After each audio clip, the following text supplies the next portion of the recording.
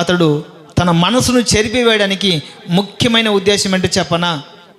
వారికి మోసం అంటే తెలియదు, అన్యాయం అంటే తెలియదు, దేవుని మాటకు ధిక్కరించడం అంటే తెలియదు, దేవుని ఆజ్ఞను అతిక్రమించడం అంటే తెలియదు, పాపం అంటే అయితే తెలియదు, మోసం అంటే అయితే తెలియదు, దిగంబరత్వం అంటే కూడా తెలియదు.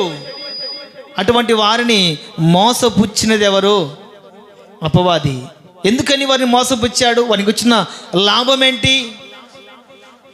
దేవుని పిల్లల్ని చెడగొట్టడం ద్వారా వానికి వచ్చిన ప్రయోజనం ఏంటి అని ఒకసారి మనం ఆలోచన చేస్తే, వీడు కూడా ఒకప్పుడు దేవుని దగ్గర ఆరాధన చేసిన వాడే, వీడు కూడా దేవుని దగ్గర ఒకప్పుడు దేవుని మహిమపరిచిన వాడే, దేవుని స్తుతించిన వాడే, మనసులో గర్వించి పరలోకము నుండి త్రోసివేయబడ్డాడు.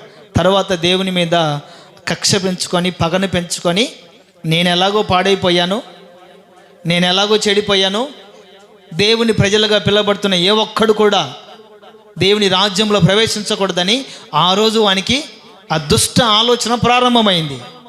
కనుకనే సృష్టి ప్రారంభం నుండి ఈనాటి వరకు ఒకే ఒక్క కాన్సెప్ట్తోనే వాడు కొనసాగించబడుతున్నాడు. ఎవరైతే దేవుని నమ్ముకుంటారా వాడిని పడగొట్టాలి, ఎవరైతే దేవునికి సమీపంగా జీవిస్తారా వాడిని పడగొట్టాలి, ఎవరైతే పరలోక రాజ్యం కొరకు ఎదురు చూస్తారా వాని ఆలోచనలు మార్చాలి. ఒకే ఒక ఉద్దేశం చేత వాడు దేవుని ప్రజల్ని తరుముతూ ఉన్నాడు. నా ప్రియమైన వాళ్ళరా, ఇశ్రాయేలు ప్రజలు నడిపించబడుతున్నప్పుడు ఎవరు చొరవ చేసుకొని వారి పక్షాన యుద్ధము చేశారు? ఇశ్రాయేలు ప్రజల పక్షాన ఎవరు యుద్ధం చేశారు అమ్మా? దేవుడే యుద్ధం చేశాడు. అది శత్రువు చెప్తున్నటువంటి సాక్ష్యం.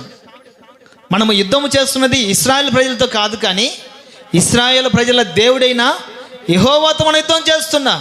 కాబట్టి మనము ఆయనతో యుద్ధము చేసి గెలవలేము కనుక ప్రాణాలతో బ్రతికి మనం చేరవలసిన ఆ ప్రాంతానికి చేరదామని వాళ్ళు వెనుదిరిగిపోయినట్లుగా దేవుని వాక్యం సెలవిస్తుంది.